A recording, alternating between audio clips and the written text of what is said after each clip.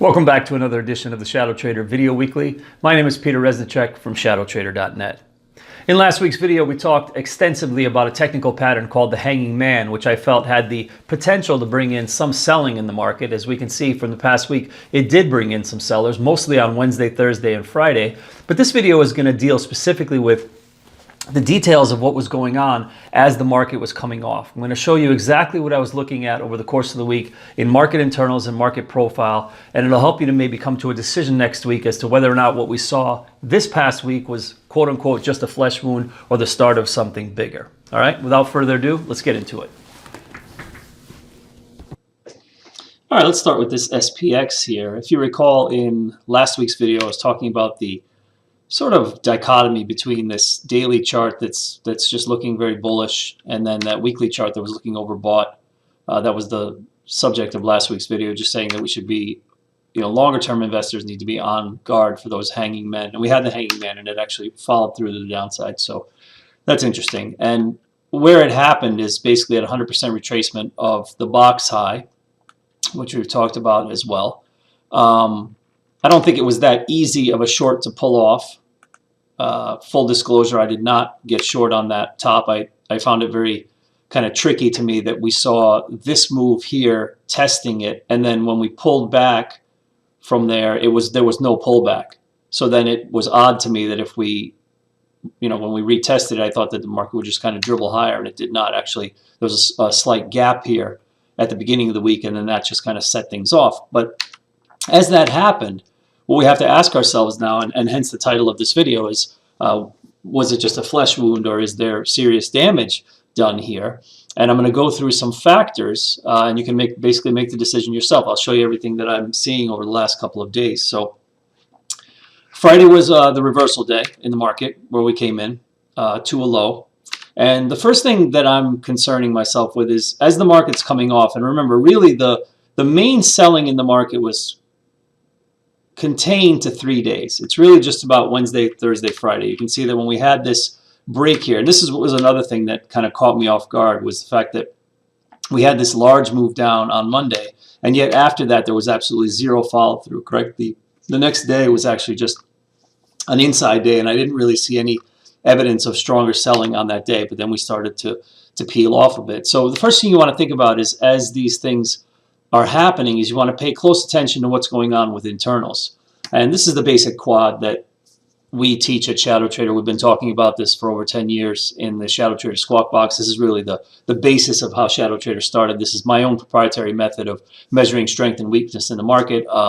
Literally thousands of people have emailed us saying just these 4 charts have kind of changed their life, and it makes me very, very happy to hear that. And I think it's definitely true. I think if you have a very good grasp of just these 4 charts every single day, you will understand very clearly just how strong or weak the market is, and I think you'll make better trading decisions. So obviously Friday was a reversal, so we're not seeing really weak breadth either on either side, I should say. It's in the ones, so this would indicate not much. But the thing is that I didn't see anything really weak, to be honest with you, the whole week. I think the worst I saw was like 5.6 to 1, and you can see that the breadth actually got less bearish in those 3 days. We know that in those 3 days, Wednesday, Thursday, Friday, we made 2 lower lows. We made 3 lower lows, actually, right? We made a lower low Wednesday, a lower low Thursday, lower low Friday. But if you look at the market internals, they were actually getting less and less bearish as that was happening. On Wednesday, we went down here. We almost breached the about 1650 level, or excuse me, the low is 1615, obviously. You can see it there. But we were just kind of bumping around at that 1600 level in the advanced decline line. This is on the New York Stock Exchange. And then notice that again, Thursday, we made a lower low, and yet the low here is much higher. The advanced decline line situation only went to a low of 1393. And then look here on Friday, we made a low here of 1500, but it quickly recovered. And even this low is nowhere near this low, and we just kind of climbed all day. Shifting your attention here to the bottom left, same thing with the ticks. This is one of the things that I think the cumulative tick is most valuable for, is kind of looking at these things over time. And you can see Wednesday, the cumulative tick was very, very bearish. And then Thursday, the cumulative tick was flat most of the day and just sold off a little at the end. And look at Friday. Friday, you had almost no bearish action in the cumulative tick, and then it started to build to the upside, which was positive, as there was a lot of short covering, obviously. Okay, so that's the situation internally. Before I get into profile, I'll also mention that while all this is happening, there are select sectors that were holding up okay, and some quite bullish. So for instance, we'll look at home builders kind of just stuck out at me, and I found it interesting that the sector was actually moving up over that 3-day period. You see the Wednesday, Thursday, Friday here. Wednesday was just a doji, and then Thursday, Friday there was an advance. And then if you're going to be tracking what you think the S&P is going to be doing next week, you always want to be looking closely at technology. So we'll talk about this more at the end of the video when I show you what FAANG was doing, but really a large piercing pattern on Friday where it was bought up pretty much from the open in tech.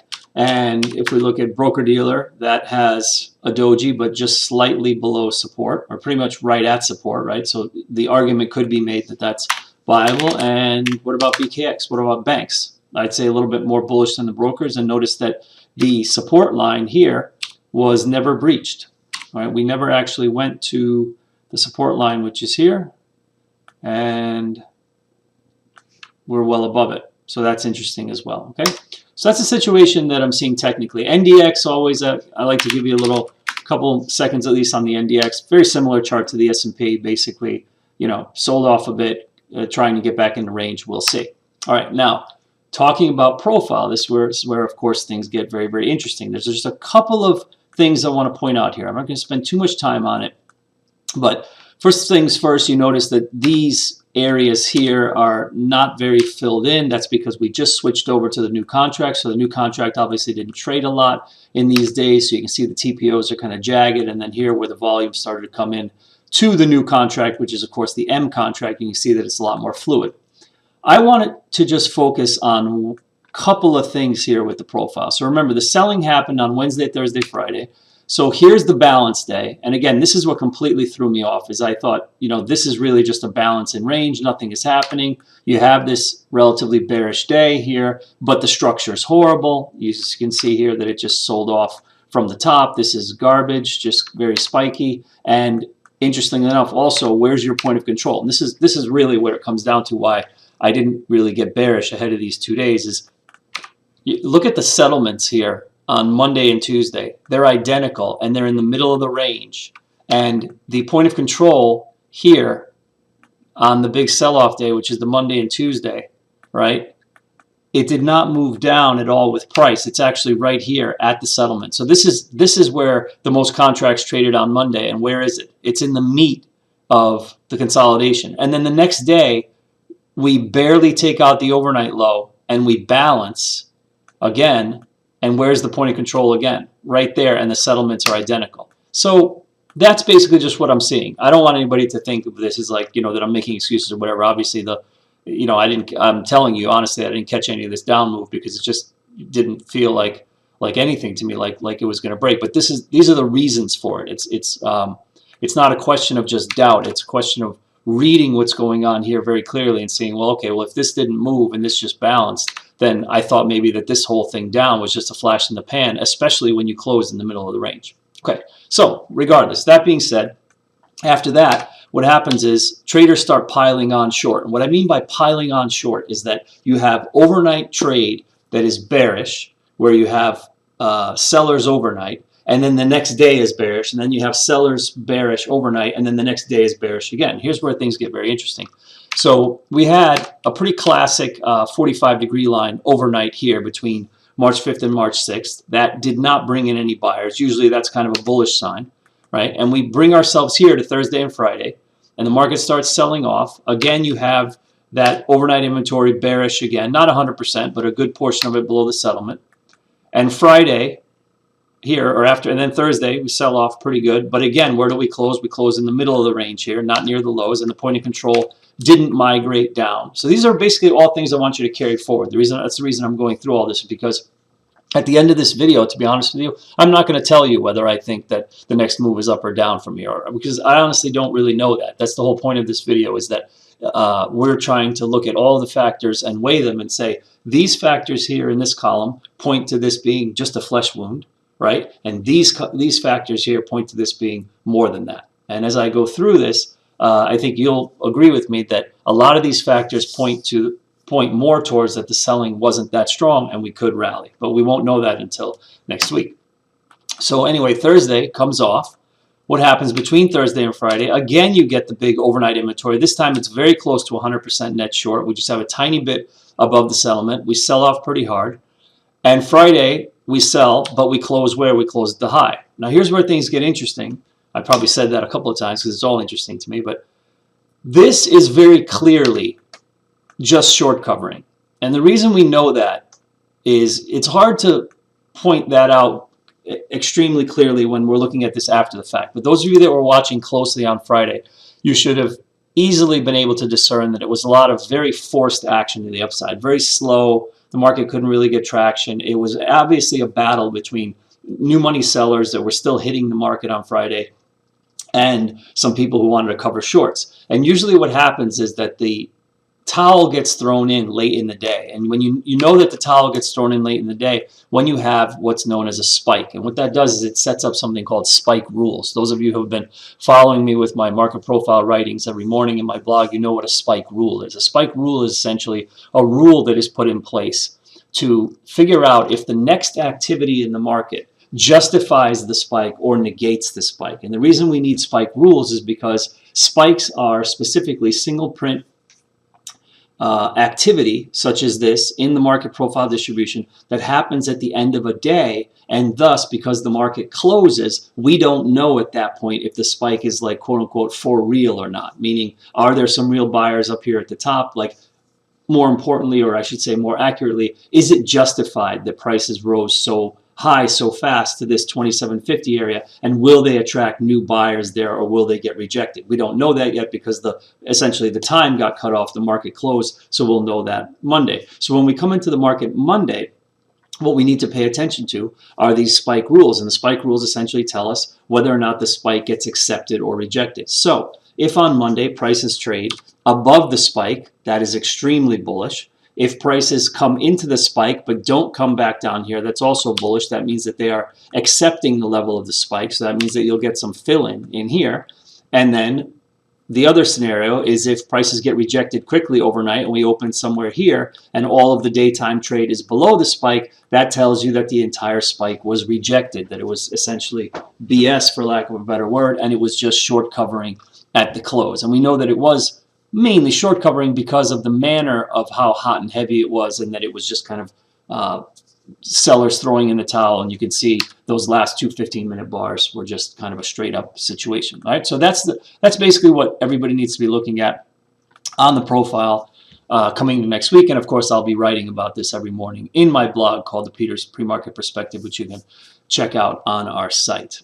All right, let's go back to the charts for just a moment and set up a little game plan for next week. So as I was saying, I just laid out the case for you of everything that was either bearish or bullish, or I should say contributing more towards one column, saying that, well, this is just a little scratch, this was nothing, talking about those internals, etc. Or is it the start of something bigger? Certainly the last thing I said, where those shorts just covered late in the day, we'll see. As of now, that's actually a relatively bearish sign. That sort of little short covering rally takes potential buyers out of the market. But again, if we see a move above it and acceptance, then longer term buyers may step in. Very often, and this is one of the most tricky things in the market, which actually screws me up as well very, very often, is the fact that beginnings of moves often start on poor structure or short covering.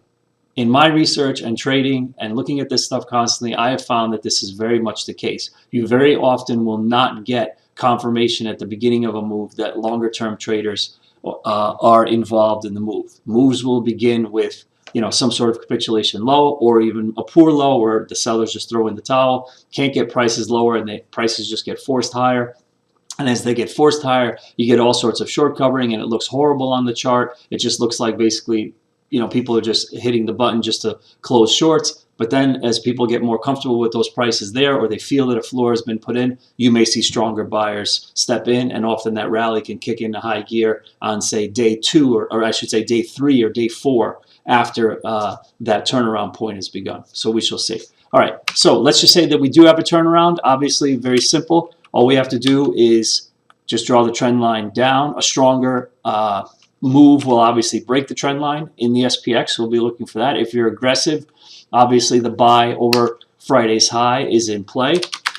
NDX, I think, was a little bit bullish here on Friday in the fact that it was able to come at least a little bit into range like this. I should say like a little bit deeper into range. It looks actually pretty good. And one of the best risk-reward trades out there, I think, for next week is actually going to be the Russell. And I say that because it had this small body candle, so not a lot of space between high and low. And look at how it's a pretty picture-perfect reversal bar and barely made it into the prior day's range. So best case scenario, I think, for the rut would be, if you're going to play that, maybe a little move lower early and then a breach coming up into Thursday's range. Anything that can kind of take out that Friday's high, that would obviously be bullish. All right, last but not least, I'm going to leave you with two things.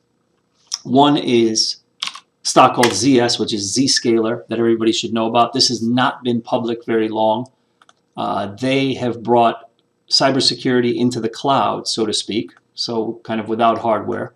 This was a 59% increase in revenue, and this was like a 64% increase, something like that. So this kind of has the future IBD 50 written all over it, and it's just a growth story, basically. Now, beyond that, what really is intriguing is relative strength. It's always all about relative strength to me with anything that's longer than a day trade. And the fact is, we know what the market did on Wednesday, Thursday, and Friday. But this is what Zscaler did on Wednesday, Thursday, Friday. Green candles all the way after their earnings report. And the buy point is obvious here. All right. SPX, just to recap one last time. Remember, the longer term chart still probably needs a little bit of consolidation. Again, I'm going to let you guys make the decision as to what was going on Wednesday, Thursday, Friday. Obviously, you can see I'm kind of leaning more towards that it was just a flesh wound because I didn't see the internals all that strong, and the market profile as well, etc. with where we closed. There was a short covering rally on Friday late. That's actually probably more of a bearish sign, so we'll see. Spike rules are going to be in play on Monday morning. We'll see if we get acceptance. And last but not least, I'm going to leave you on this SPS Weekly because this is the chart that we talked about in last week's video where I said the hanging man could bring in lower prices. It did bring in lower prices, and I just want to leave you on this chart for the fact that if you look at the context of the rally, there still could easily be more pullback, and this rally would still be very much intact, right? I'm going to leave you with the fibs here, which I've left on the chart purposely, and notice that the 50 doesn't come into play until 25.80, and the 61.8 is all the way down here, well below that. So keep that in mind. All right. All right, that's all for this week. Thank you, as always, for watching. Quick update on some things happening at ShadowTrader.net. April 1st is the official launch date for the ShadowTrader Beginners Options Advisory. It'll be slightly different from the other two advisories in that there will not be text messaging along with that advisory. You'll actually be receiving detailed trades via email, which will be PDFs outlining what's going on in the chart and what the strategy is, etc.